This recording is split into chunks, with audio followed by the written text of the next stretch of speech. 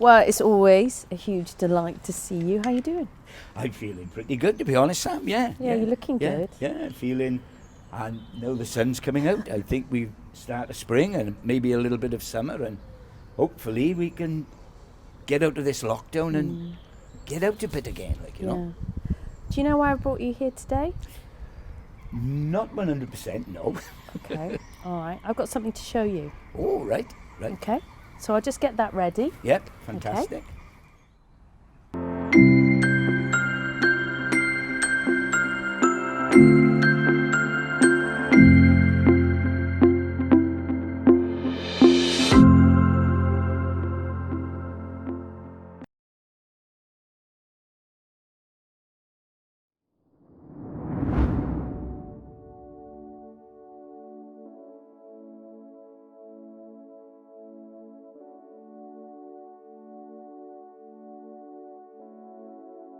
Once I started training, bang, I knew this was going to be the future for me, was sport. Winning the Olympic gold medal in 1984.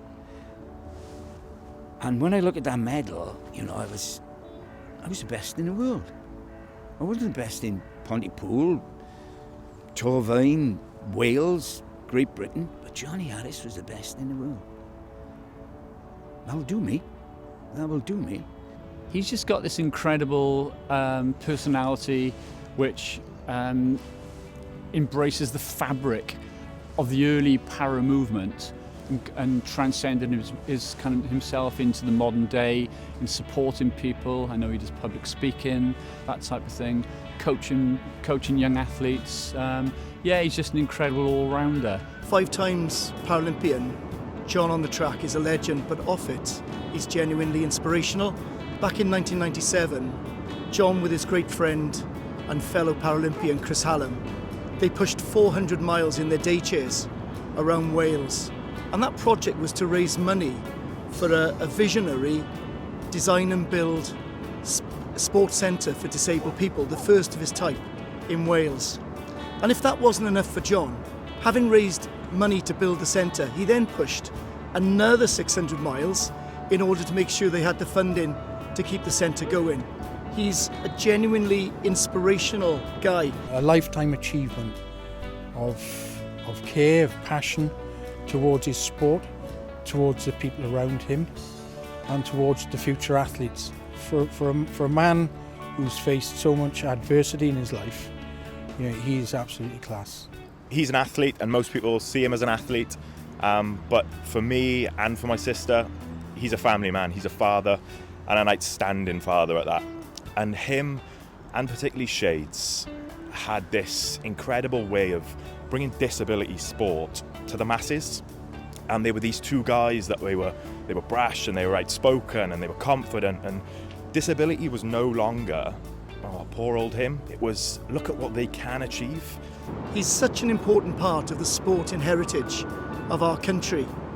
And for me, I think the most important aspect of John is that there are many, many thousands of disabled people today who are taking part in sport every day of their lives. And they don't know about John, but we do. I never think of myself as a role model. I think of other people as a role model. I think if you start thinking of yourself as being a role model, you've had it. You've had it. I'm just an athlete and a dad and a partner. Since 12 years ago losing my father, he's just been like a dad to me. I really appreciate that. Thank you very much. Dreamer, pioneer, inspirer. Legendary, supportive and handsome. He's a motivator, he's a hero. Most importantly, he's my father.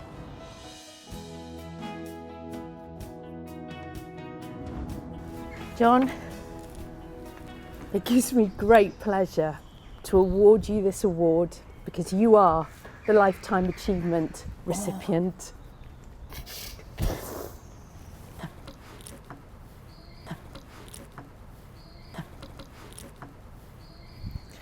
Whoa.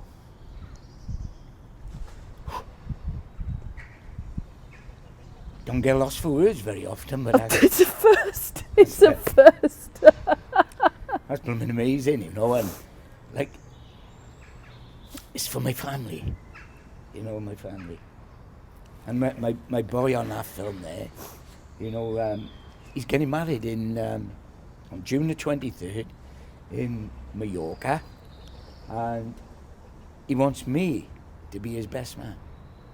He wants his old man to be his best man. And people have said over the years that Ben and myself, we're more like mates than father and son. No, I've always said. I've said it 1,001 times, I'm his dad. And I'm proud to be his dad, you know. Bloomin' heck. Is there anything you'd like to say to anyone in particular? Well, for me, for this Lifetime Achievement Award, this isn't just for me.